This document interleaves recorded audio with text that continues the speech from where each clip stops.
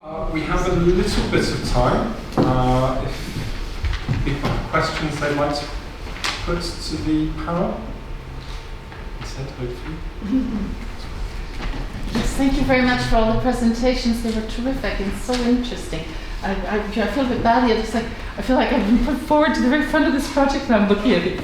Oh, is that what we decided to do 6 months ago? But the question I really wanted to ask was, I think, to the two of our practitioners, and I've been really shocked by the events of the last week, and I would be very interested to know what you think has emboldened EU leaders to behave so badly. You know, what is it that opened the door that they would just walk through that even 5 years ago was unimaginable? At least for me. Maybe they were busy imagining it.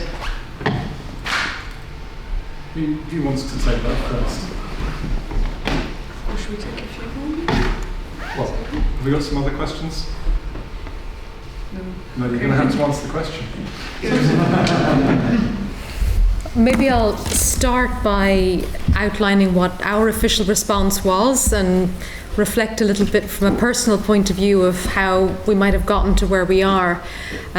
We had issued a press statement on Monday of last week as UNHCR in which we said that there's no legal basis in either international law or EU law for suspending the reception of asylum applications.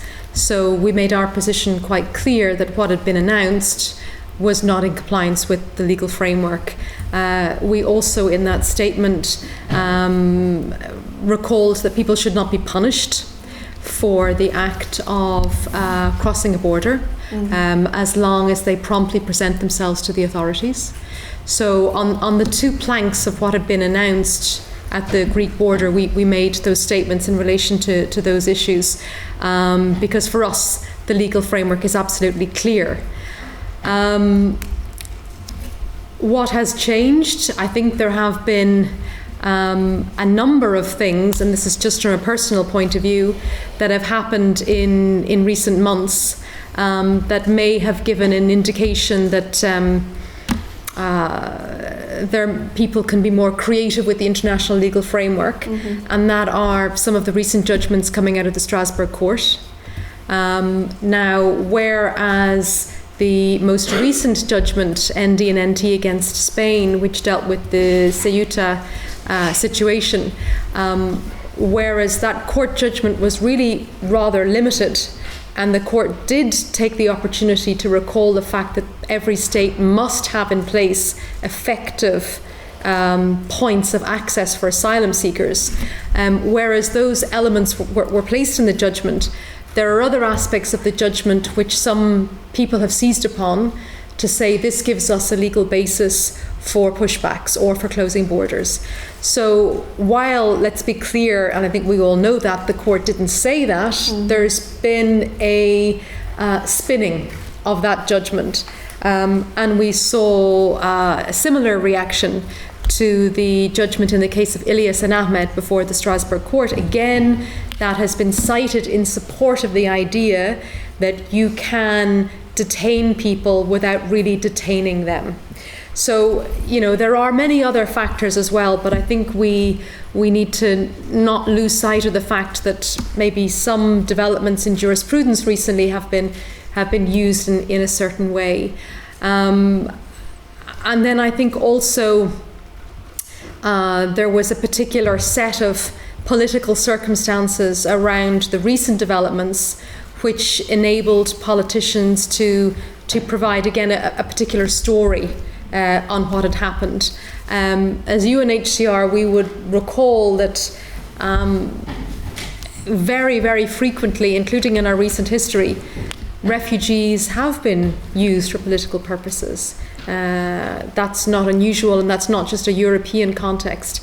And it's because of the vagaries of politics and the appalling way that states can behave, that we established the international refugee law regime. So I think we need to recall these measures, but I think that you're quite right that we need to be wiser as to why certain key leaders felt that they could say certain things in recent days. And it's also important for us to watch how the narrative is unfolding now, because as of today we're beginning to see much more language about how people have the right to seek asylum, how Greece must behave within the law, this idea of Article 78.3 being used to provide some additional measures in Greece, that's been dropped. So I think we're seeing a walking back from the twilight zone that we were in a while ago, but it's an important question that we need to keep asking. Yes, if I may come in, I think that's an extremely interesting way that you frame the question. What's emboldened EU leaders to act in this way, which is a different question to why is this happening? How can this happen?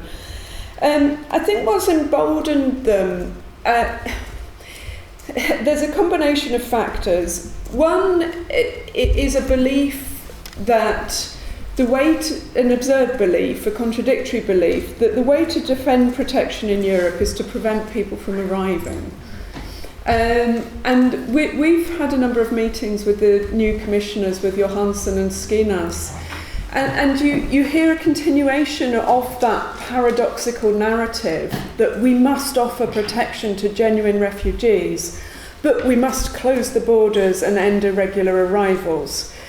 And we're constantly making the argument that, well, how do you think refugees arrive? Do they fall from the sky? I mean, if you can't dramatically increase the resettlement places, which is not going to happen even though we argue for it, then people will have to cross borders to seek protection. So if we look back at since 2015, to me that is one of the dangerous policy beliefs that's informed European strategy. And we heard it from the previous Commission, and it was something that you would hear from Juncker's people, but also from Timmermans, others who tried to claim that they still believed in the right to asylum, but would be constantly making this argument about the border piece. Related to that, there is an issue, I think, that comes into the list that you presented about when the right to international protection is at threat. And this is a question about who the people are, who is persecuting them. It's also about how they arrive. And there is something that triggers a sense of panic about maritime arrivals of people. Even if the numbers are small and manageable, it triggers some sort of invasion psychosis. That may happen. I think then the question is that political leaders have to choose how they respond to that, and not presenting the myth that you can offer protection while completely closing borders. So I think that's one issue. The other issue, because of that strategy has been about prevention of arrival and prevention of access, some of the other elements that were put in place have become distorted. One part of the Global Compact on Refugees that I didn't refer to is early warning systems. And in theory, an early warning system should be something positive that allows you to prepare everything that's needed should there be a movement of people seeking protection. In EU policy, that's been interpreted as using early warning systems to prevent arrivals, because your underlying policy objective is to prevent arrivals, because then we can save protection and defend human rights and save the EU and all the other things.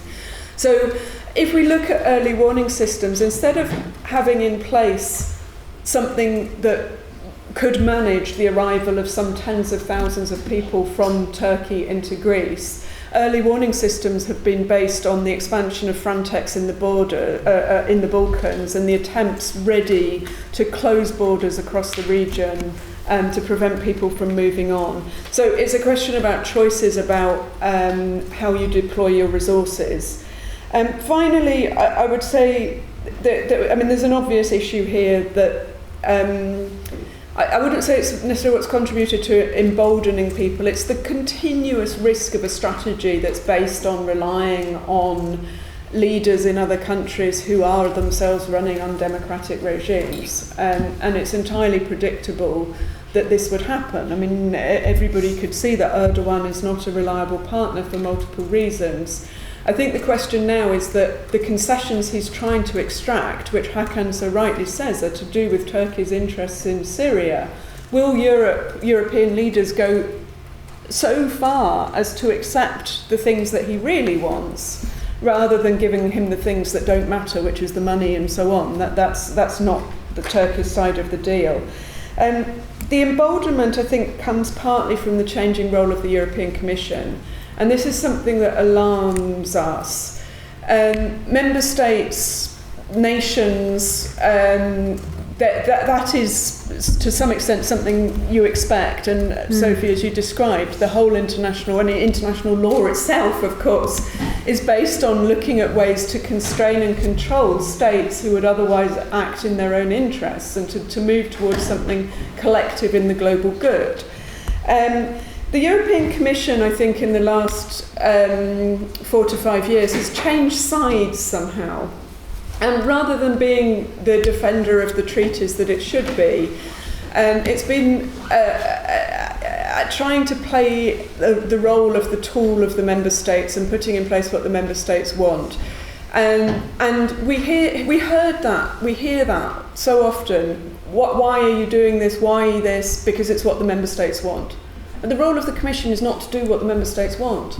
It's to push back, it's to defend the treaties, it's to propose solutions, even though people may be saying they're unrealistic. In fact, they're not. What's unrealistic is trying to set up external processing in Tunisia or other absurd things. Making the asylum system function would be a more realistic solution. There is a dilemma which is about whether if you can't act as the EU, is it still legally, politically acceptable to act collectively? And this is something that we've also struggled with. The responses we're recommending for the situation in Greece would probably involve a coalition of the willing, because they wouldn't get the approval of all the member states. So that then leads to us being accused of undermining EU law.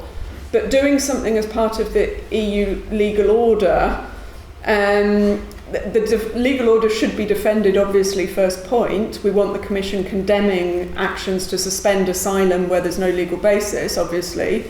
On the other hand, not every solution has to be something that exists within the treaties as it stands. It may be something that has a legal base in Dublin, using the humanitarian clauses, but that brings together a group of member states, because they're the ones willing to assist. I'm sorry I'm going on too much, but I would even continue because there weren't more questions. I would say the other thing that's emboldened people is the continuing belief in certain myths. And these are things that remain, and above all, the pull factors question. So let's say some of the less extreme people involved in last week's response would say, of course we would want to offer protection, but if we allow these people to arrive, everybody else will follow. And there's that sense, if you offer protection to some, then there is this extraordinary pull factor and everybody else comes. We, along with many others, including many of you here, have tried to combat this idea of the pull factors, that if you do anything that is the word is not even generous. I mean, if you meet your international obligations, then you create a pull factor. This is not how displacement works. But for policymakers, and particularly people who are interior ministers in that sort of position, there is a really overriding intransigent belief in some of that.